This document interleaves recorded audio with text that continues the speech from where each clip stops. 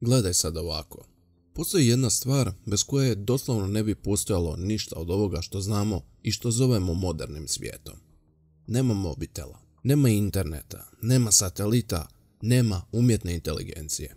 Nema ničega. A gotovo nitko o tome ne razmišlja. Radi se, vjerovali ili ne, o tranzistoru. Mala stvar, nevidljiva, dosadna na prvu. Ali bez nje cijela priča staje. I sad, zašto ja uopće pričam o tranzistoru na kanalu koji se zove Mister je Whistler? Prije svega, dobrodošli na kanal Mister je Whistler. Zašto pričam o ovome? Zato što priča o tranzistoru, kad se malo zagrebe ispod površine, prestaje biti čista znanost i počinje izgledati kao nešto što baš i ne spada u udžbenike. Jer tranzistor se nije pojavio polako, nije se razvijao desetljećima kroz pokušaje i pogreške. On se praktički pojavio niotkuda. I to 1947. godine. I pazi sad ovu slučajnost. Ista godina, isto ljeto, Roswell. Ne ulazimo još u NLO-e, smiri se, doći ćemo do toga. Ali činjenica da se 1947. događa nešto čudno na više razina odjednom. S jedne strane, službena priča, vremenski balon, greška u komunikaciji, a idemo dalje. Ali sa druge strane, paralelno, u tišini, američka vlada pokreće najzatvorenije tehnološke projekte koje je ikada imala. I ne daje ih bilo kome. Daje ih Bell Labsu. Ako to ime nisi nikada ozbiljno doživljavao, to je u redu. Većina ljudi nije. Ali Bell Labs nisu bili samo laboratorij. To je bio mozak cijele američke tehnološke budućnosti. I upravo tamo, krajem 1947. trojica znanstvenika izlaze pred javnost i kažu, gotovo usput, napravili smo tranzistor. I tu bi priča trebala završiti. Genijalni ljudi, genijalna ideja, znanost napreduje, kraj, jel tako? Meni tu nešto ne štima. Jer vidite, do tog trenutka elektronika se oslanjala na vakumske cijevi. Velike, lomljive, vruće, nepouzdane. A tranzistor nije bio poboljšanje toga. Bio je potpuno drugačiji koncept. I sad dolazimo do pitanja koje se rijetko postavlja naglas. Kako se dogodi takav skok? Bez prijelaznih faza, bez 10 godina lutanja, bez hrpe promašenih rješenja, bez takozvani slijepi ulica. Jer u znanosti stvari obično ne funkcioniraju tako. Napreduje se sporo, neuredno, uz milion grešaka. Ali ovdje, kao da je netko već znao što traži. Ne tvrdim ništa, samo kažem. Tajming je zanimljiv. Roswell, tajni projekti, Bell Labs i tehnologija koja pokreće cijeli svijet kakav danas poznajemo. I sad kad smo ove stvari stavili na stol, u sljedećem dijelu idemo dublje. Jer kad se pogleda kako je tranzistor zapravo nastao, tehnički, počinju se pojavljivati pitanja na koja službena verzija baš i nema dobar odgovor. I tu priča tek kreće.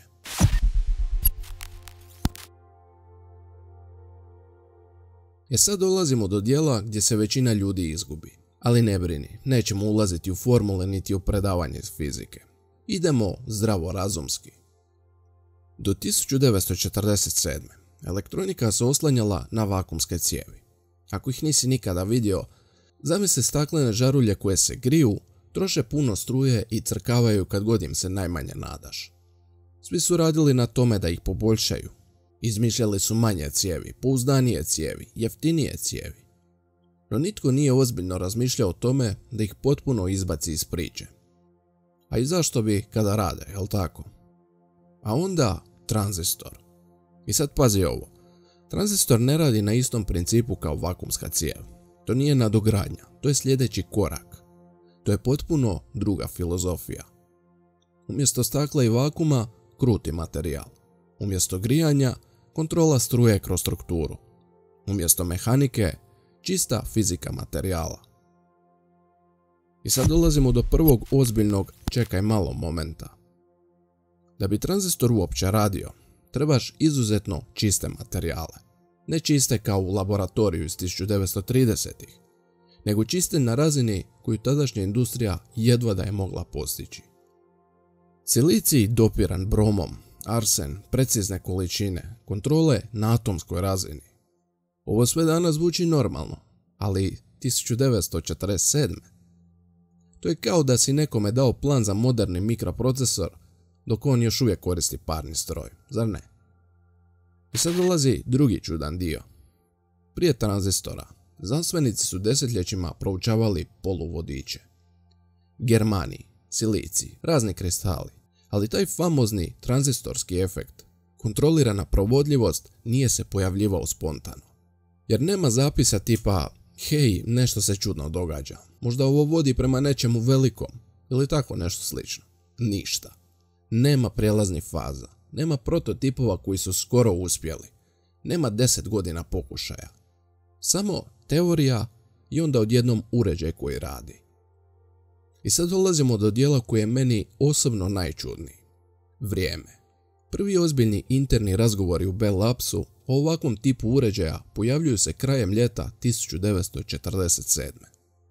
A javna demonstracija? Prosinac iste godine. Znači par mjeseci.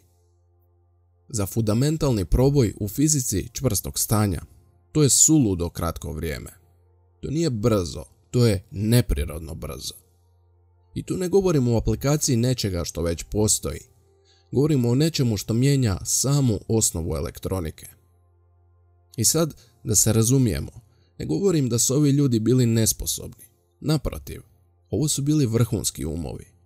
Ali čak i vrhunski umovi ne preskaču prirodne faze razvoja. Osim ako ne znaju točno što traže. I tu dolazimo do ideje koja se rijetko izgovara naglas, ali se stalno vrti ispod površine. Što ako tranzistor nije nastao iz pitanja što bismo mogli napraviti, nego iz pitanja kako ovo što smo vidjeli možemo preslikati u nešto što možemo proizvesti. Ne savršeno, ne identično, nego dovoljno dobro da radi. Ako ti to zvuči kao reverse engineering, da, točno na to mislim. I prije nego što netko kaže, to je teorija zavjere. Obrnuto inženjerstvo je standardna praksa u vojnoj i industriji povijesti. Kad vidiš nešto naprednije od sebe, ne pitaš zašto, pitaš kako da to kopiramo. I sad, ako to primjeniš na tranzistor, na brzinu razvoja, na izostanak prijelaznih faza, odjednom stvari počnu izgledati malo drugačije. Magija niti kao čudo, nego kao pokušaj da se nešto nerazumljivo svede na razinu koju tadašnja tehnologija može progutati. I to nas prirodno vodi u sljedeći dio priče. Jer ako je tranzistor bio samo prva, gruba kopija nečeg puno naprednijeg, onda pitanje nije što je tranzistor, pitanje je što je došlo poslije.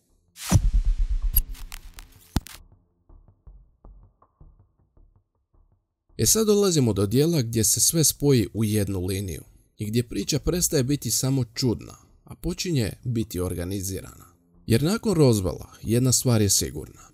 Američka vojska nije sve pustila niz vodu. Naravno da nije, naravno da neće. Možemo se raspravljati o tome što je palo, odakle je palo i kako je palo, ali ne i o tome da se nešto ozbiljno analiziralo. I sad pazi ovu stvar. Ako si vojni planer i u ruke ti dođe tehnologija koja je očito ispred svega što imaš, ti to nećeš poslati na fakultet, nećeš to objaviti u časopisu i sigurno nećeš dati znanstvenicima da slobodno eksperimentiraju. Ti ćeš napraviti jednu stvar. Razbit ćeš taj problem na dijelove. Ne pitaš što je ovo. Pitaš što od ovoga možemo razumjeti. I tu dolazimo do ključne ideje koju ljudi često krivo zamišljaju. Obrnuti inženjering ne znači da netko u Bell Labsu drži vanzemaljski čip u ruci. To je filmska verzija. Puno realnija verzija izgledala bi ovako.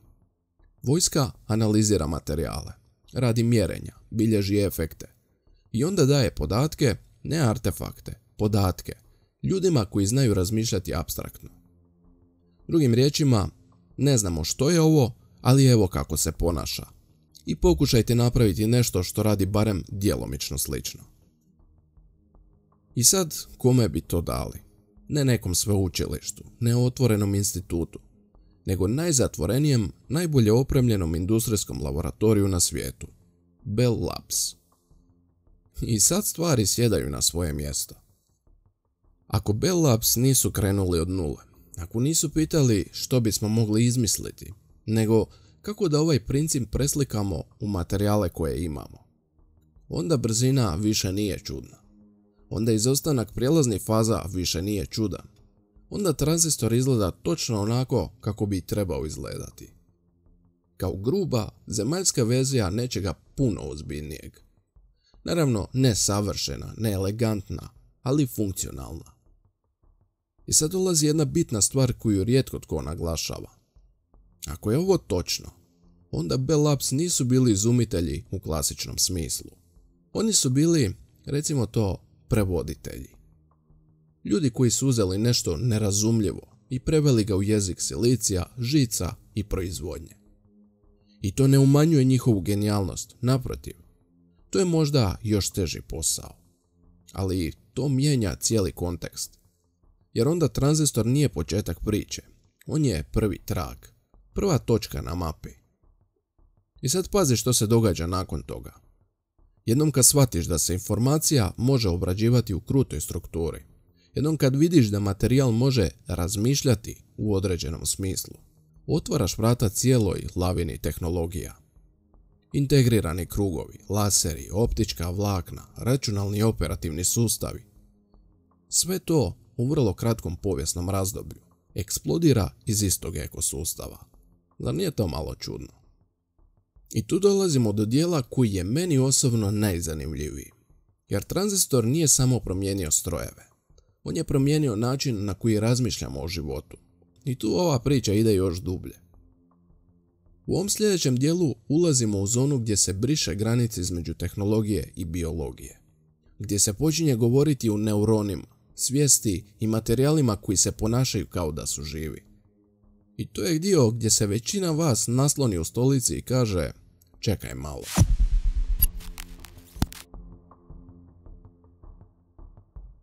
Sad dolazimo do dijela koji je meni osobno najtiši, ali nekako i najopasniji. Jer tranzistor nije samo promijenio strojeve. On je promijenio način na koji smo počeli razmišljati o samom životu. Do tada je postojala jasna linija. S jedne strane biologija, neuroni, mozak, živi sustavi, a s druge strane strojevi, hladni, mehanički, bez ikakve unutarnje logike. Ali tranzistor je prvi put pokazao nešto čudno. Da informacija može biti obrađivana unutar materijala. Ne pomoću zupčanika, ne pomoću cijevi, nego pomoću strukture same tvari. I sad pazi, to je točno ono što rade neuroni. Neuroni nisu žice, oni nisu prekidači u klasičnom smislu. Oni su biološki tranzistori. Oni primaju signal, obrađuju ga i prosljeđuju dalje. I jednom kad ti ova paralela sjedne u glavi, ti jednostavno ovo više ne možeš ne vidjeti. Nije ni čudo da se vrlo brzo nakon toga počinje govoriti o umjetnoj inteligenciji. Ne o robotima sa rukama i nogama, nego o sustavima koji obrađuju informacije poput mozga. I sad dolazimo do dijela koji se rijetko spominje u javnosti. Postoje stari dokumenti iz kasnih 40. i 50. u kojima se NLO fenomen ne promatra samo kao letjelica, nego kao sustav. I to sustav koji reagira na elektromagnetizam, na rezonanciju, na prisutnost čovjeka. Drugim riječima, kao nešto što nije čista mašina. I onda se tu pojavljuju svjedočanstva ljudi koji su radili na klasificiranim projektima. Ne govorimo o pilotima, ne govorimo o promatračima sa ceste, nego o inženjerima. Ljudi koji opisuju tehnologije koje reagiraju na operatora. Ne preko tipki, nego preko bioloških signala. Biopolje, električna aktivnost tijela, svijest. Znam, zvuči kao SF, ali zanimljivo koliko se takve ideje ponovno pojavljuju i danas. Biološki tranzistori izrađeni od DNK, organski poluvodiči, neutralna sučelja, materijali koji mijenjaju svojstva ovisno o vanjskom polju. I sad dolazimo do jedne od najluđih, ali i najlogičnijih ideja u cijeloj ovoj priči. Što ako materijal od kojeg su te letjelice napravljene nije bio materijal kako ga mi shvaćamo? Što ako je bio dinamičko stanje tvari? Materijal koji može biti čvrst, proziran ili nevidljiv, koji mijenja vodljivost, koji reagira na rezonanciju, frekvenciju, možda čak i svijest operatora. To bi objasnilo zašto ljudi govore da se objekti raspadnu ili nestanu ili promijene oblik. Ne zato što krše fiziku, nego zato što koriste fiziku koju mi tek počinjemo razumjeti. I sad, kad sve to staviš zajedno, tranzistor više ne izgleda kao kraj puta. Izgleda kao prvi dodir. Jer prvi trenutak kad smo shvatili da materija može obrađivati informacije, a od tog trenutka nadalje samo slijedi trag. I tu dolazimo do završnog pitanja ove priče. Ako je 1947. bila skrivena od tehnološkog napretka, ako tranzistor nije bio slučajnost nego početna točka, onda naš digitalni svijet nije samo rezultat ljudske genijalnosti. Možda je rezultat tihe adaptacije nečega što smo tek djelomično razumjeli. Ne kopije niti replike, nego prijevoda. Jer sad više nije pitanje jesu li nam pomogli. Pitanje je što smo sve iz toga izgradili, a da toga uopće nismo ni bili svjesni. I sad kad sve ovo pogledaš iz jednog koraka unazad, meni barem ostane jedan zanimljiv osjećaj. Ne strah niti paranoja, nego znatiželja. Jer ako je tranzistor bio samo prvi mali komad slagalice, ako je 1947. bila neka tiha prekretnica koju tada nismo ni primijetili, onda je većina onoga što danas koristimo samo nastavak tog puta.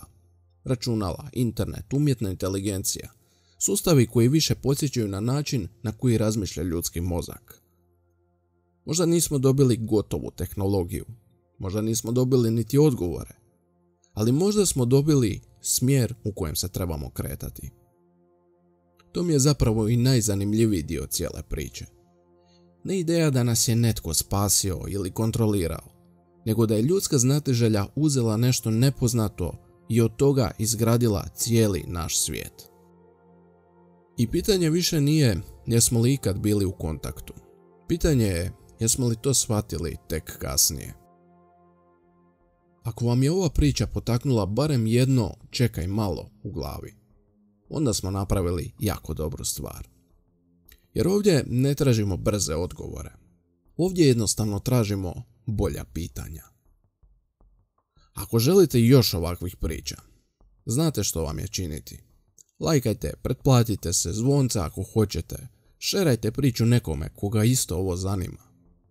Jer sve ovo pomaže da kanal raste i da možemo kopati još dublje. Hvala vam na pažnji, vidimo se uskoro. Nećete od mene budalu praviti.